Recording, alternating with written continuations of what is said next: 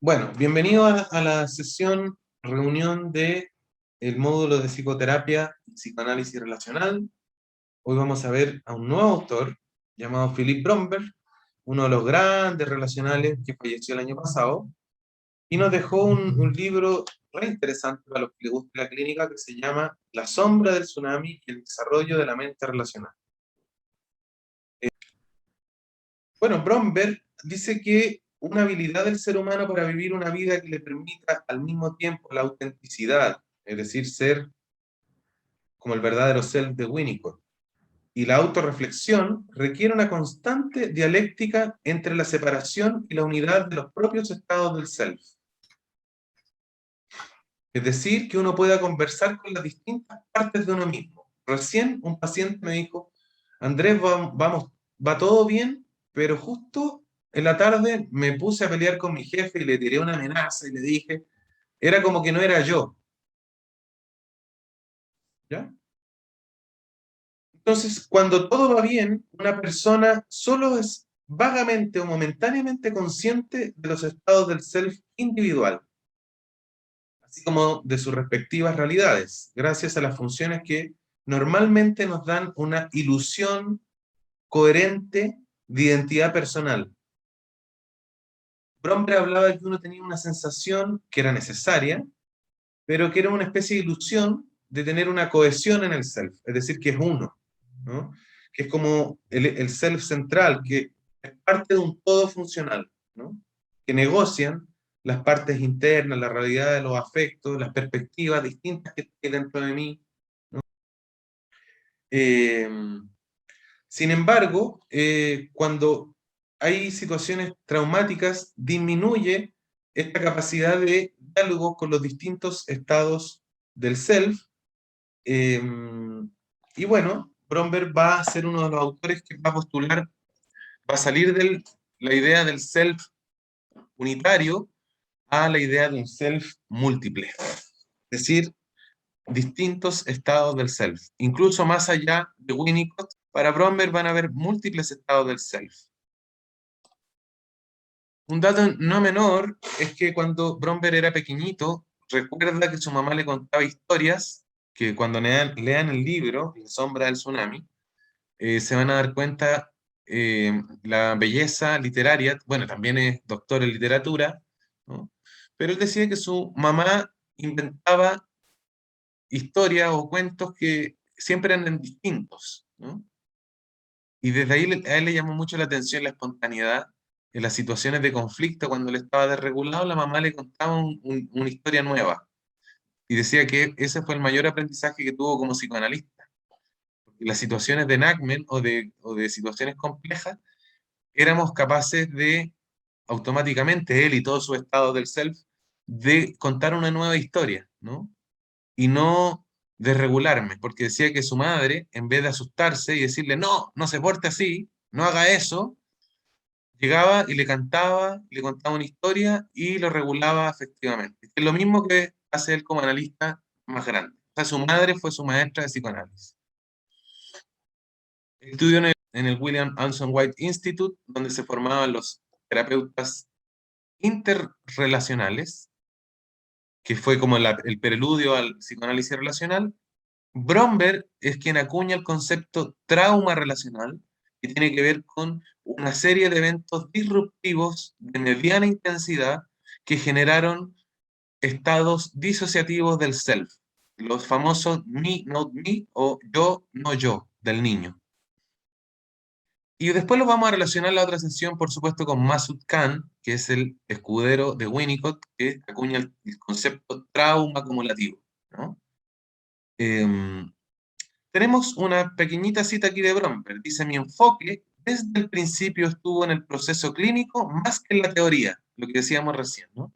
Y específicamente en el tratamiento de la patología severa del carácter, el llamado paciente difícil, inaccesible o inanalizable para los psicoanalistas clásicos. Si ustedes ven una constante en los autores que les hemos puesto sobre la mesa, o aprenden más en la clínica que en los libros, y otra constante es que todos se han centrado en su clínica con pacientes difíciles. Léase Fairbairn, léase Winnicott, léase Ferenczi, etcétera, etcétera. Philip Bromberg fue inspirado por el psicoanálisis interpersonal y Harry Stack Sullivan, que era, digamos, uno de sus fundadores, y también fue amigo y colaborador de Stephen Mitchell, que es el padre, digámosle así, aunque el psicoanálisis relacional tiene varias figuras parentales, es el padre del psicoanálisis relacional, ¿no? Una de las frases que generó una hecatombe en la escuela, en la APA, en la Asociación Mundial de Psicoanálisis, fue en un congreso que Bromberg dice: no somos un ser integrado y coherente, o sea, un individuo. Por el contrario, somos múltiples, diversos, incluso contradictorios entre sí. O sea, todos los estados internos son incluso algunos contradictorios entre sí. Hace, o se hace conocido por este giro en el psicoanálisis, donde va a empezar a desplazar el afecto y la corporalidad, un afecto encarnado, en una especie de diada de regulación mutua, y va a desplazar la primacía de la interpretación y de lo cognitivo. Es decir, Bromberg también va a empezar a postular que ya no importa tanto los contenidos de lo que hablemos, ni de la interpretación correcta, importa el cómo esté el analista con el paciente y cómo esté el paciente con el analista y logren generar un vínculo. Y él distingue esto entre interactuar y vincular. La gente con trauma tiende a solo interactuar. Entonces decía que per se ya era retraumatizante el enfoque clásico. Y el simple acto de que el terapeuta se ponga la camiseta, ¿no? Se abra el pecho y esté su corazón y su cuerpo ahí vivo en la terapia, en el vínculo, va a ser reeducador, resignificante y va a ir a empezar de a poco a modular los efectos del trauma, la huella del trauma. Otra cosa que plantea Bromberg en el giro del psicoanálisis contemporáneo es el salto del self unitario o nuclear o verdadero en términos de Winnicott a un self múltiple. Y por otro lado, los giros del contenido hacia los procesos y el contexto, que es un poquito parecido a lo de arriba, el abandono del concepto técnica y se fundamenta en el paradigma de la complejidad, ¿no? Habla del self complejo, un poco tomando la idea del paradigma de la complejidad, ¿no? Es diverso, complejo, no es uno fijo, estándar y estático. Que teníamos que lograr como analistas, como personas y con nuestros pacientes, la capacidad de ser uno siendo muchos. Es decir, poder organizar a todos los personajes interiores, que unos son enojones, otros que están tímidos, otros que son narcisistas, ponerlos en mesas de diálogo y poder generar una armonía entre todas estas partes, ¿no? Porque cada uno, un trauma complejo, vive en la isla sin puente de conexión con la otra, en la isla de la verdad, decía Bromberg, ¿no? Absolutamente, este es un libro que debe estar en su estantería. Se llama La sombra del tsunami y el desarrollo de la mente relacional. Bromberg nos cuenta en este libro que el trauma evolutivo, es decir, una serie de faltas de sintonía en la infancia, una falta de desconfirmaciones por parte de los cuidadores, va a conducir a múltiples estados del self. Cuando hay una rotura en la coherencia de los distintos estados del self, es porque vamos a estar viendo la huella del trauma relacional temprano. Es decir, cuando un paciente nos está contando una historia y abruptamente y de la nada pasa la otra, y después abruptamente y de la nada pasa la otra, vamos a ir siguiendo la huella con las papilas gustativas de un buen terapeuta, que ahí nos va a indicar que esa es la huella, es decir, lo que quedó de el trauma relacional temprano. ¿Por qué? Porque esto se va a poner en escena en la escena terapéutica, en una nueva relación íntima, en una nueva matriz relacional, van a despegarse, ¿no? Y nos va a mostrar señales de cómo fue su relación intersubjetiva con sus cuidadores. Entonces, Bromberg decía, a priorísticamente, vamos después a profundizar acá, hay que facilitar la negociación entre la alteridad de esos estados que cambian, ¿no? Entre los no yo que existe tanto entre las otras personas como en otras partes de uno mismo. Nos dice que hay que validar los estados del self como partes necesarias e individuales de la totalidad del self, del self. ¿Y a qué se refiere Bromberg con el trauma relacional o el trauma evolutivo? A la desconfirmación repetida en la infancia, que generó vergüenza de esas cosas que fueron desconfirmadas, y esos serán los aspectos no yo, que le llama él del self, emergerán en nuevos contextos relacionales, ¿no? Si el niño no recibe el adecuado alivio ante una situación traumática, producirá una sombra que lo acompañará durante el resto de su vida, dice Brown. La capacidad en el adulto para vivir una vida creativa, espontánea y estable y relacionalmente auténtica será tremendamente difícil.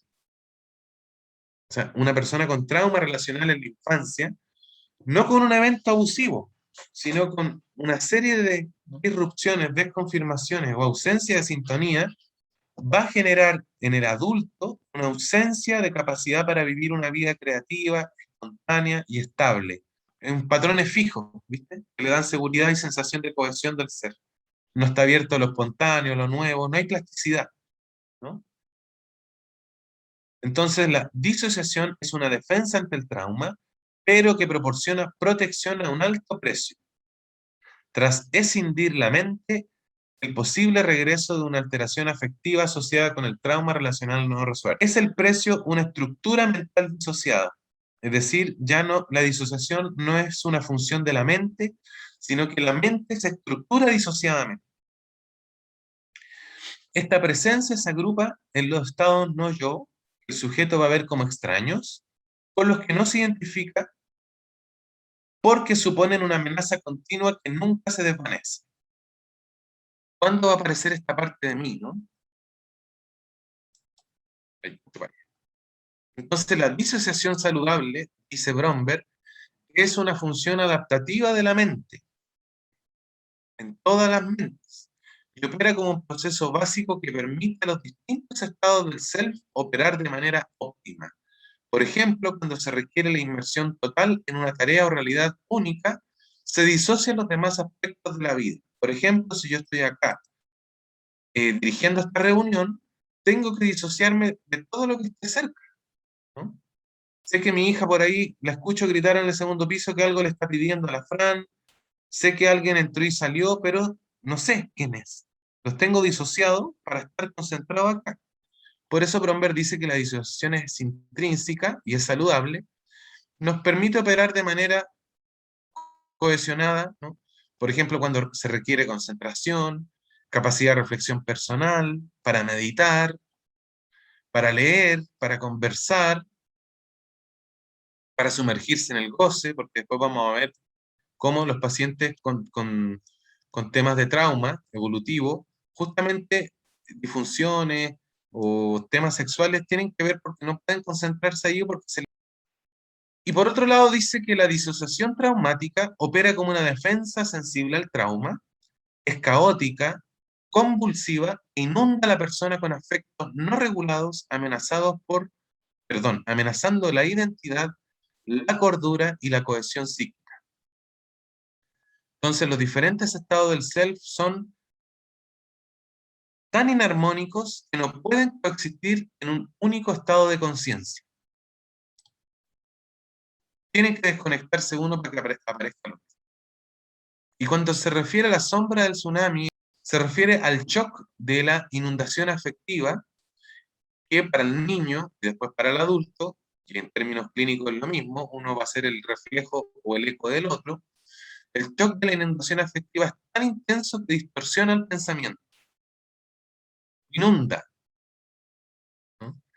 Y la función primaria de la psique intenta funcionar por encima de sus potencialidades, es decir, va a haber una parte que va a querer funcionar, ¿no?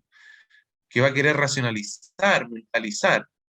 Como estos estados son tan distintos, van a colisionar como conflictos internos que no son negociables. Por tanto, uno de los dos va a tener que estar, ¿no? Esta es la razón por la que las huellas del trauma, según Bromberg, nunca terminan. El registro es que los afectos no pueden ser procesados, por tanto van a ser disociados. Lo que el cerebro no puede regular, lo intenta controlar con un blackout. Por ejemplo, hay personas que se desmayan, ¿no? Gente que se van a blanco. Entonces, los efectos de esta sombra del tsunami, después del trauma, la mente recurre a la disociación de manera proactiva, es decir, se genera como esto que llamaba Van der Kolk el detector de humo, ¿no? Para asegurar que el shock del tsunami no se vuelva a repetir. Entonces, una mente disociada asegura anticipadamente, de manera vigilante, la sombra antes que pueda aparecer inesperadamente. Se configura así el detector de humo, o el bombero que le llamo yo, y el bombero en la mente, y en la vida, es decir, en el despliegue de esta persona, va a haber una sensación implícita de una espera eterna desvitalizada. ¿Se acuerdan de esa foto de Ferenczi, ¿no? O la sensación de futilidad, ¿no? Pero vamos a observar estas personas que van a estar en un periodo eterno de desvitalización. Hay un desánimo instaurado, así como una fatiga crónica, una desesperanza total, ¿no? Y una ansiedad o una protoansiedad galopante. Está muy bien adaptada, está muy bien disfrazada, la persona puede estar muy funcional, pero en su mundo interno está normalizada una permanente sensación de ansiedad. ¿En qué momento viene el tsunami nuevamente? Se va a quedar esperando la mente. Entonces, la disociación ya deja de ser una función normal de la mente, como vimos al principio, y la mente se vuelve en función a la disociación. Bromberg, por ahí, él decía, cuando la gente no entendía a qué se refería, él decía, mira, es como que te peguen un palo en la cabeza, de sorpresa, ¿no?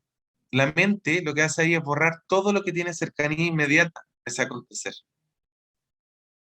Entonces, en el presente, cualquier experiencia de ansiedad extraña, disruptiva, activará automáticamente la disociación como defensa.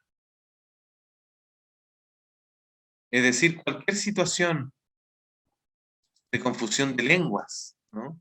De intensidad afectiva, de una situación que supere la ventana de tolerancia de mi afectividad, que después vamos a ver qué es la ventana de tolerancia, va a generar que mi mente, por precaución, como alerta anti-tsunami, disocie. Queda esa brecha como un estado hipnoide, ¿no? Uno sabe que está, pero está actuando como un automático, que es el automático disociativo. Viste que no es una disociación abrupta, que uno tiene como un trance extático, ¿no? Como una abducción y pasaron 2 días y volviste. No, son estados semi-hipnoides. Entonces, la disociación, al ir instaurándose como estructural en la mente, cada dominio o estado del self tendrá su propia realidad discontinua entre un estado y otro. No habrá, van a pasar automáticamente, o sea, en el cambio de turno, van a llegar y entrar, no va a haber un relevo consciente. Es decir, no va a haber como cuando trabaja un conserje en un edificio, llega al otro y le dice, conversan un ratito, hay un cambio de turno, ya, y este se va, ¿no? No, aquí van a entrar y salir. Estos estados van a pasar automáticamente, sin que uno los pueda discernir. La disociación defensiva desconecta las otras partes, es decir, el juicio, el self que razona, pues percibirá que esas partes son demasiado para ser soportadas. O sea, no pueden caer todas juntas en la conciencia. Es decir, hay una brecha angosta que queda después. Esto reducirá lo que tenemos enfrente de nuestros ojos como una estrecha franja de percepción de la realidad, con hiper o hipoconexión emocional. Cuando uno dice, esto me supera, ¿no? Por ejemplo, hoy día atendí a una paciente en la mañana que me decía, cuando murió su abuela, estaba ahí vistiéndola, toda gritando, me dijo, Andrés, yo estaba como, y no estaba. Y yo decía, esto no me puede estar pasando a mí, ¿no? Esto no me puede, o la gente del hotel, ¿no? Esto no puede haber pasado. Es una cuestión que supera. Entonces, Bromberg dice que en la clínica falla, la falla en la intersubjetividad, el paciente tendrá dificultades para experimentarse y experimentar al otro de forma reflexiva. En situaciones cuando uno le diga, por ejemplo, Francisco, ¿te acuerdas que en la sesión pasada me habías dicho que sí te parecía prudente hacerlo y ahora me dices que te parece tremendamente imprudente? Ahí vamos a tratar, vamos a generar un puente cognitivo, es decir, vamos nosotros a reflejar dos estados del self distintos, que el paciente, si los siente juntos, se disocia, por tanto se va a asomar esto tenso seguro, que él va con suerte mentalizar o probar el gustito y va a tener dificultades para experimentar eso. Como si yo en la sesión pasada habíamos llegado a un acuerdo, porque vamos a estar trayendo por primera vez la posibilidad de juntar dos islas que tienen dos verdades distintas y va a haber una colisión. Por tanto, va a haber una interrupción de la capacidad de pensar, se va a ver inundado, o se va a activar el sistema de humo que va a decir posible tsunami.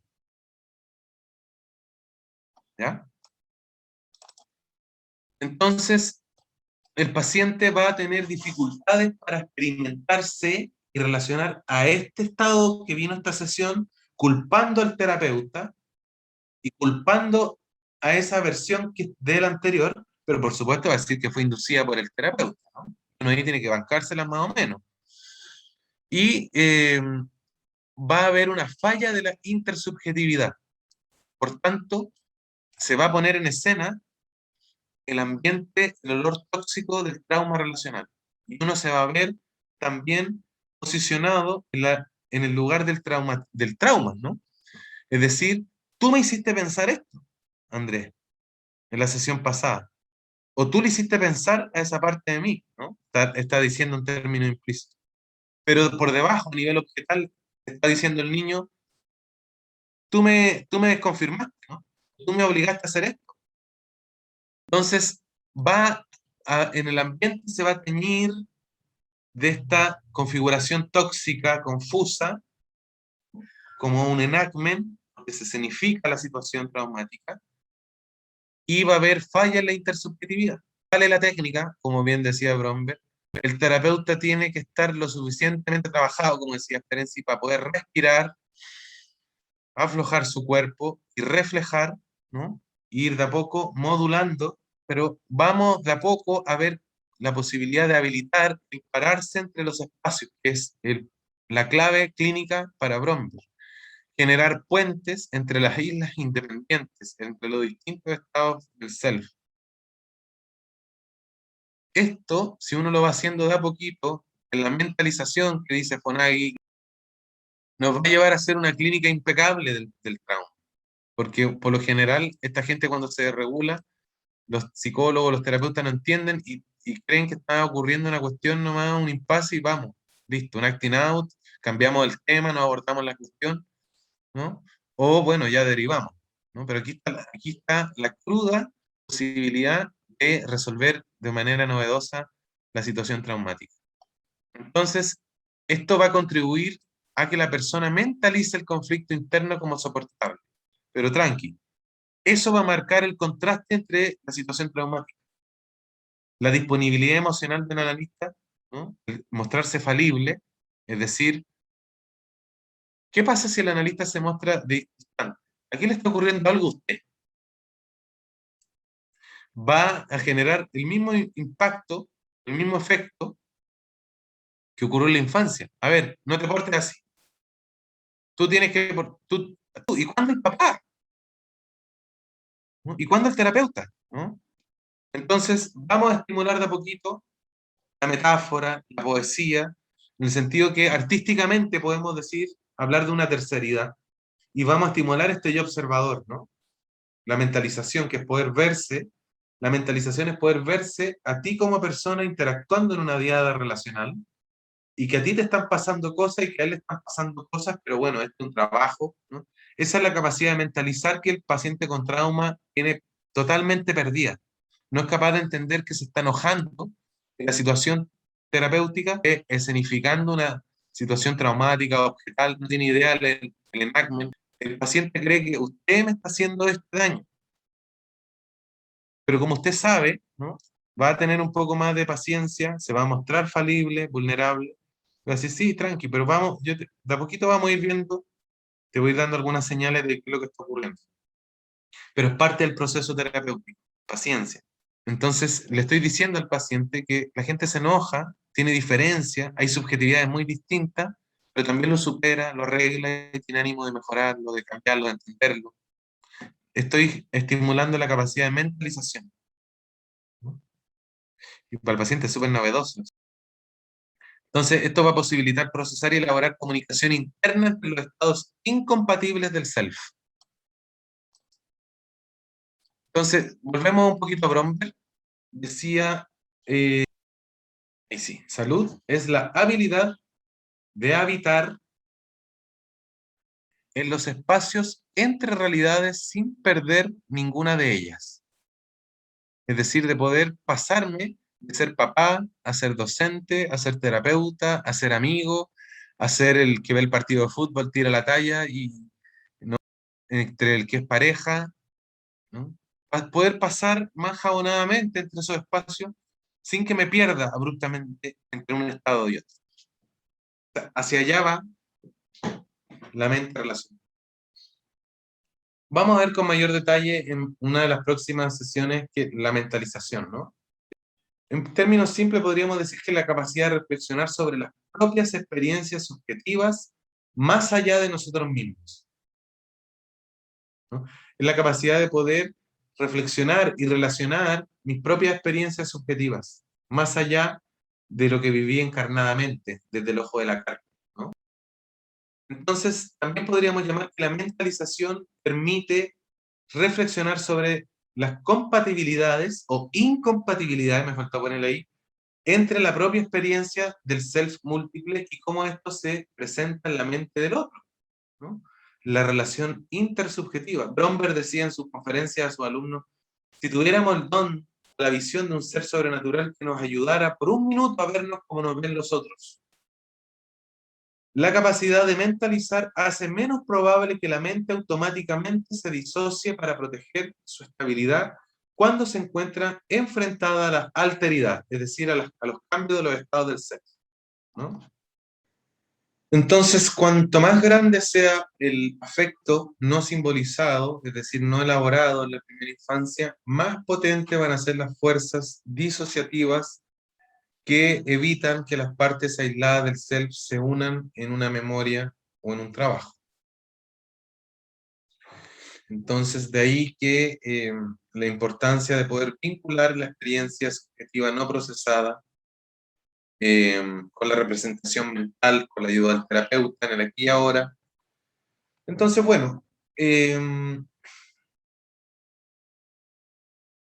hay un proceso que se llama internalización en la terapia, y la internalización es cuando ya se van integrando poco a poco estas partes que antes no estaban contempladas, no estaban, digamos, incorporadas, habían sido disociadas, no validadas, en primera instancia por los padres y en segunda instancia por una parte interna que las sigue invalidando como herencia de la crianza. Por tanto, vamos a entender la psicoterapia no siempre como el develar verdades ocultas del inconsciente, sino más bien como una acción terapéutica que va a llevar a una viva implicación interpersonal afectiva con cambiantes estados del self que organizan los mundos de objetos internos tanto como del paciente como del analista. Es decir, va a ser un proceso de una vía regia co-construida que va a permitir o va a comenzar a permitir que las verdades o los estados del self previamente no formulados se simbolicen cognitivamente, lingüísticamente en la mente de los interlocutores implicados. Entonces, esto va a llevar a la internalización de estas partes podríamos llamarle disociadas o no integradas, ¿no? Entonces, cuando hablamos que Fonagy decía o se relacionaba con la mentalización, vamos a entender el tremendo impacto de una figura de cuidado malévola, y esto digamos que podríamos decir que un cuidador que sea abiertamente hostil con un paciente, con un niño, va a debilitar gravemente su capacidad para mentalizar. Y este niño sentirá que no es seguro pensar sobre los pensamientos que su objeto puede tener sobre él. Es decir, si yo pienso sobre eso, va a ser malo y bueno, después ya no termino pensando sobre mí mismo.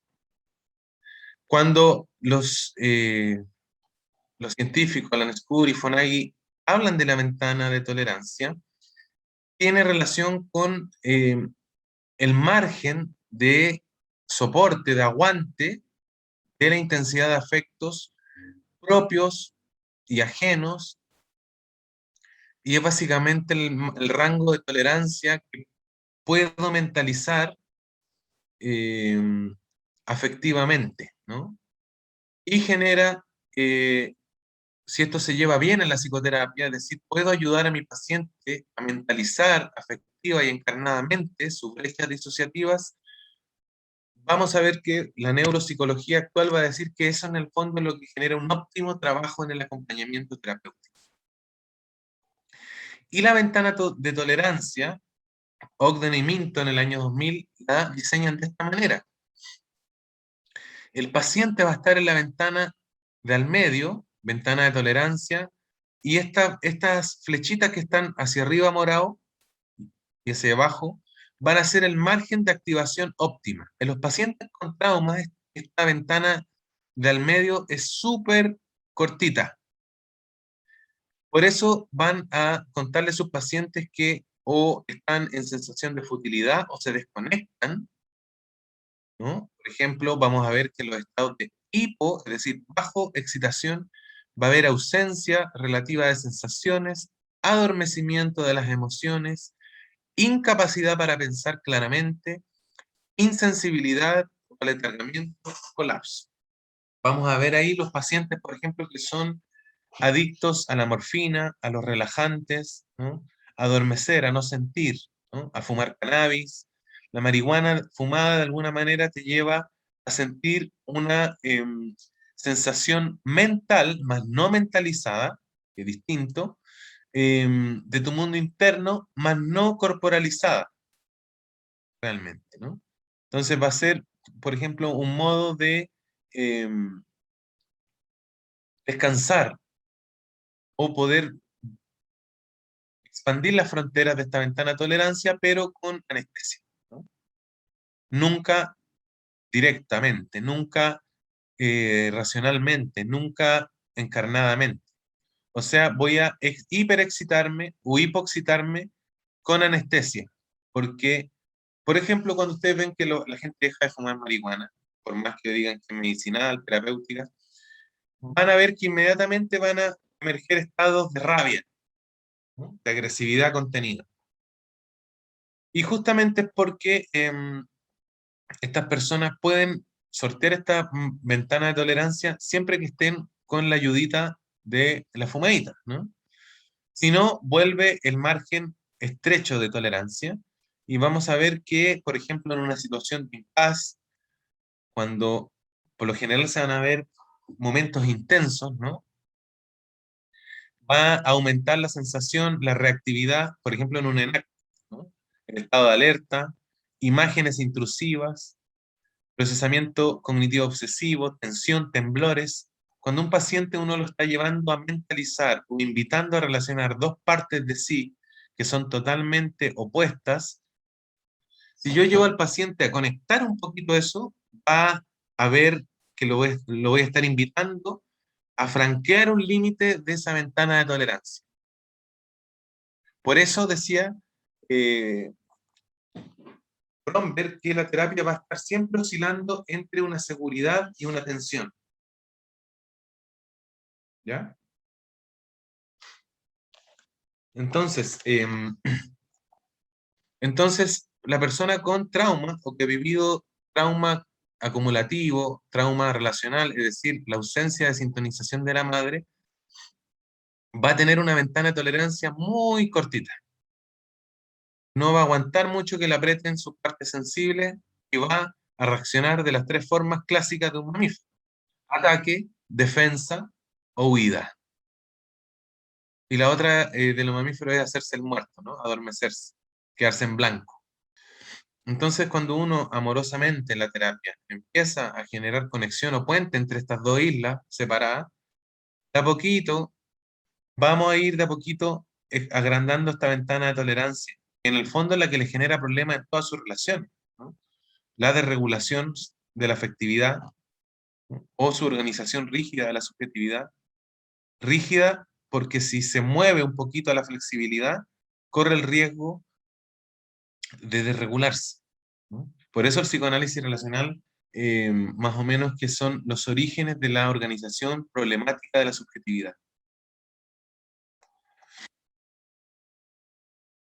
Entonces, desde las neurociencias, siempre se los menciono, plantea que la creatividad de la mente depende de la neuroplasticidad del cerebro, ¿no? Un concepto nuevo, que es las neuronas se regeneran o se generan nuevos surcos neuronales donde había terreno ya muerto, ¿no?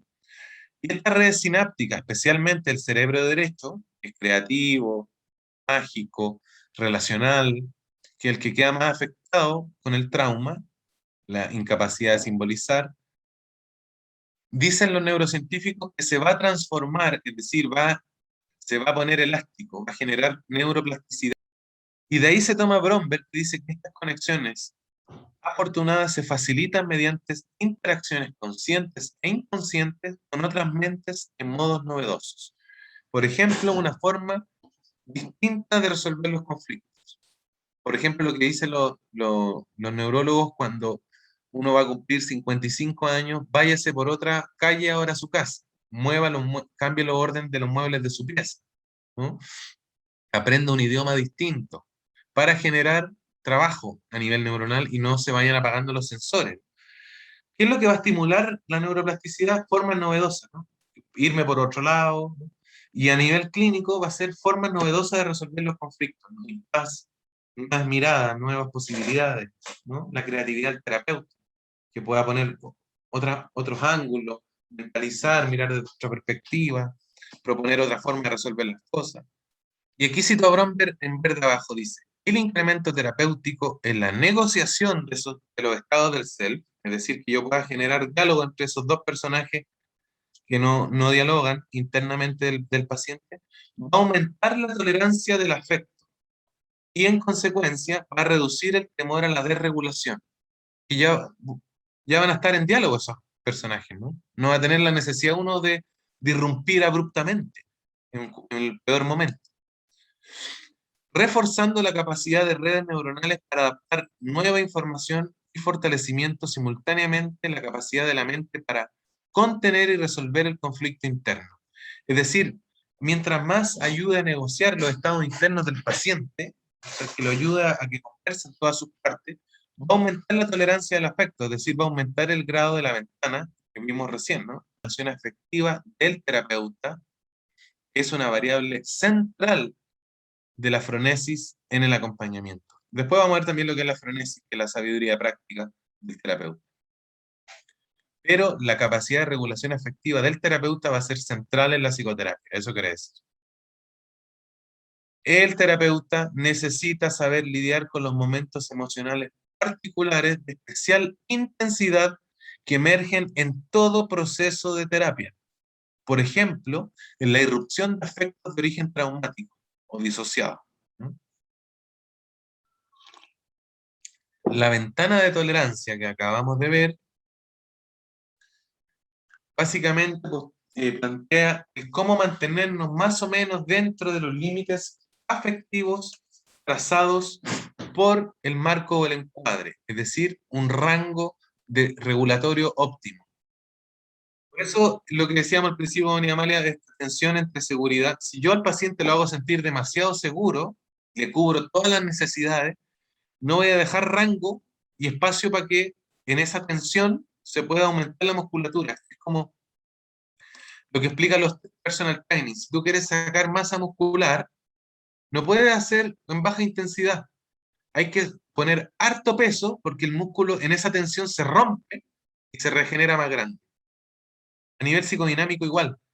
Tiene que haber una especie de tensión, entre seguridad y tensión, un balance. El terapeuta necesita saber lidiar con esos momentos intensos que van a emerger en toda terapia, con todo paciente.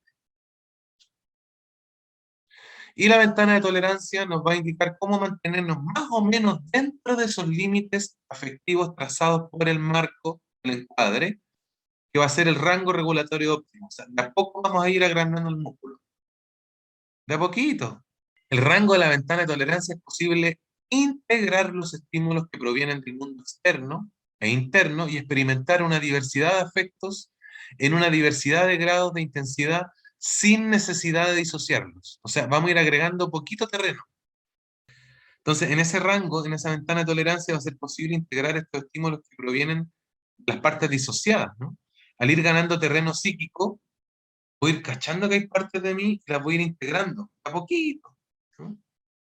En ese rango de tolerancia, ¿no? En el rango regulatorio óptimo. Porque si le ponemos un poco más, es posible que se regule, se inunde por el tsunami. La experiencia emocional se mantiene entre los extremos de hipoactivación y con ello se mantienen las amplias posibilidades de la experiencia y reflexión. Entonces, en la clínica va a haber esta coexistencia entre seguridad y riesgo. La reexperimentación es parte del crecimiento psicoanalítico en contraste de una ciega repetición del pasado. El paciente en esta situación de riesgo y seguridad a veces va a reexperimentar el temor de que usted lo abandone, de que usted lo derive, de que usted se enoje, de que usted, de cuidar el vínculo, de odiarte, después de quererte, después de querer parar, después de seguir. Va a seguir, se va a sentir paranoico con usted, después lo va a querer, después lo va a idealizar. Todas esas cosas que va a estar experimentando el niño que está detrás, no las pudo experimentar en la presencia de alguien. Las va a experimentar con usted. Se va a enojar, el niño va a querer, se va a editar, esto es lo que Winnicott decía, cuando se instala una buena terapia, va a haber regresión sí o sí. La regresión no va a estar exenta de dolor para la madre, porque usted ahora como terapeuta va a tener que ser la madre que se va a tener que bancar cuando el niño se cague, cuando grite, cuando le vaya bien, cuando lo odie, cuando le tire el chupete por la cara. Si usted se la toma a pecho y no se muestra falible, o se muestra como una muralla en blanco, no va a tener resultados óptimos. Si cree que solo interpretándole cognitivamente lo que le pasa, le va a hacer al paciente para que necesita vivenciarlo. Y para vivenciarlo necesita otro vivo al frente. Si el del frente no está vivo, es capaz que retraumatiza, ¿no? Entonces, la reexperimentación, el paciente va a decir, pucha, siento con usted lo mismo que con mi papá. Es parte del crecimiento, pero la disponibilidad emocional, el background del terapeuta, el entendimiento, su trabajo personal, sus lineamientos teóricos, su capacitación, va a generar un contraste, una diferencia entre la repetición ciega y patológica del pasado y una nueva posibilidad, ¿no?, de transformación de... Eso, por eso el psicoanálisis relacional parte de la premisa que la mente se crea, se articula, se rigidiza y potencialmente se transforma en contexto relacional.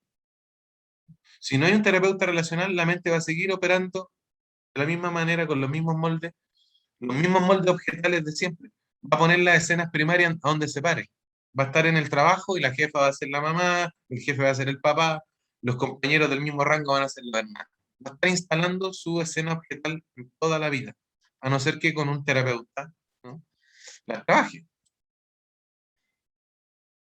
Por ejemplo, ¿cómo Bromberg se da cuenta cuando los pacientes le decían no sé por dónde partir, ¿no?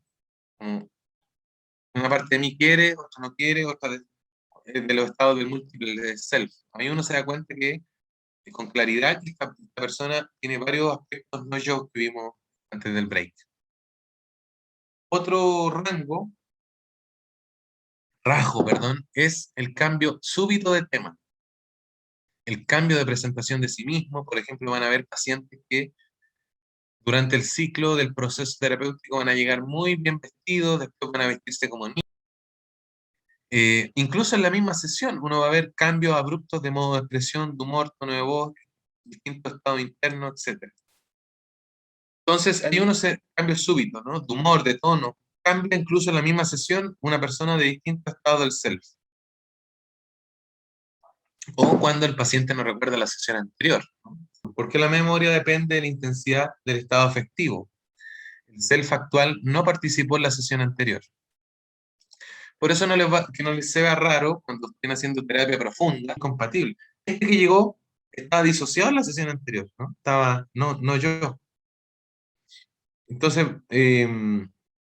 no hay que mostrar ahí, reflejar rápidamente la incongruencia.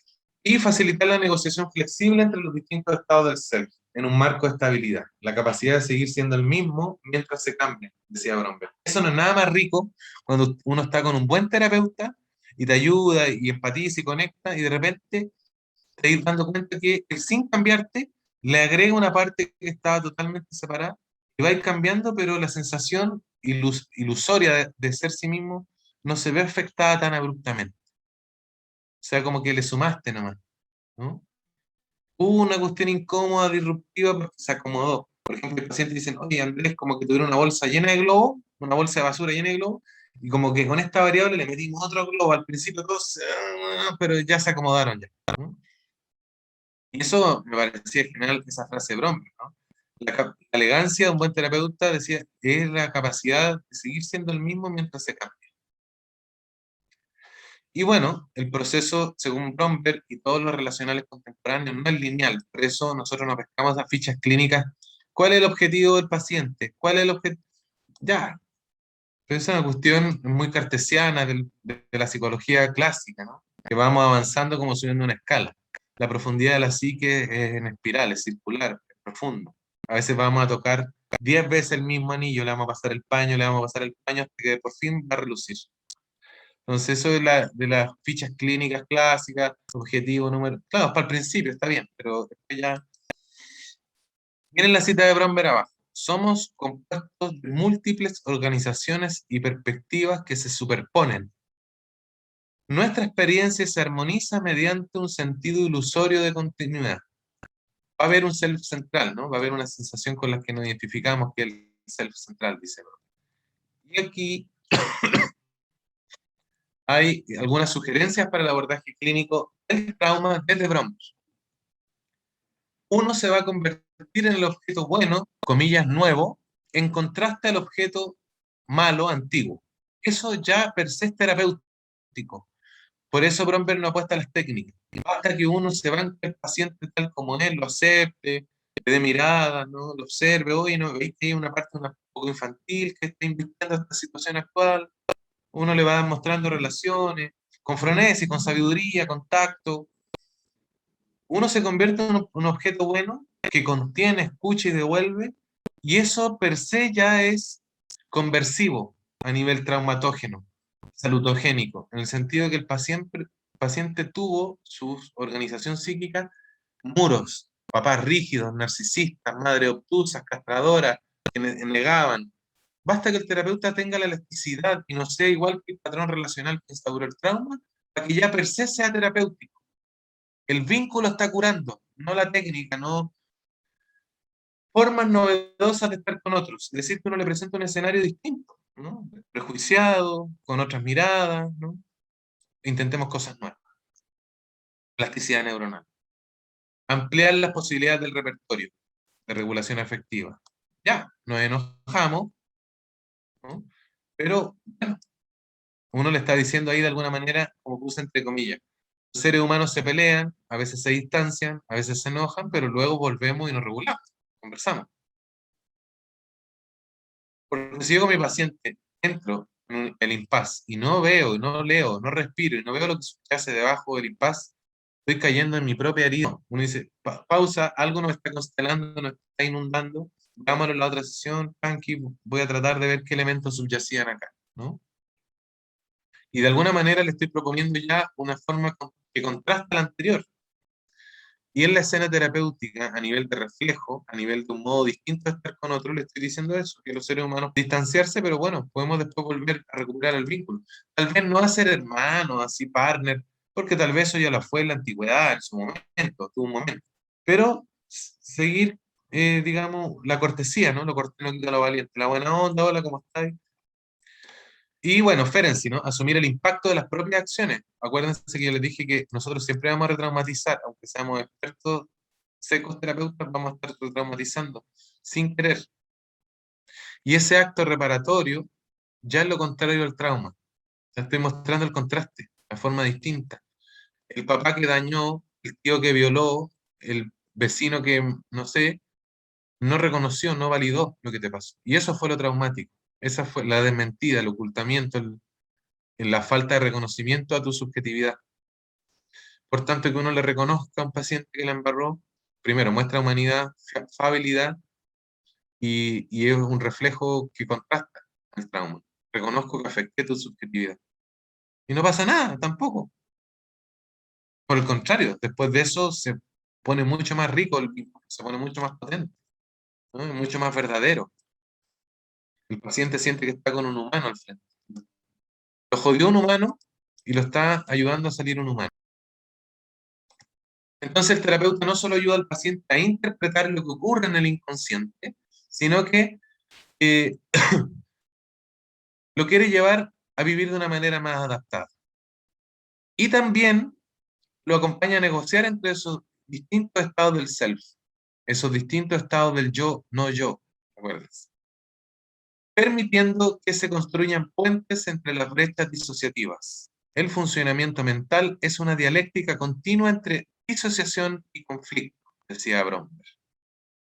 La disociación altera la capacidad de pensar que es necesaria si queremos negociar entre los estados del yo. ¿Se acuerdan que yo les dije que le contaba ese ejemplo la otra vez de la Amelia? Ella me manchó todo un libro, yo caché porque estaba en la cocina. Mi amor, ¿quién hizo esto? No fue la Amelia, ¿no? No, no fui yo, porque ella cree que su cuidador se pone en riesgo el vínculo. Por tanto, ese molde relacional queda para siempre después. Mis partes, mis condoros, no los puedo asumir en mi conciencia, pero ahora yo no los reconozco en mí mismo. Por tanto, creo que no proyecto eso. Pero todos los demás me ven eso, ¿no? Pero yo no lo puedo ver porque si yo reconozco ese error, mi mente me va a avisar que estoy poniendo en riesgo la relación con una persona que quiero. Y eso va a pasar con tus parejas, con tus amigos y con el terapeuta. Por eso después vamos a ver a Branchat de nuevo la acomodación patológica.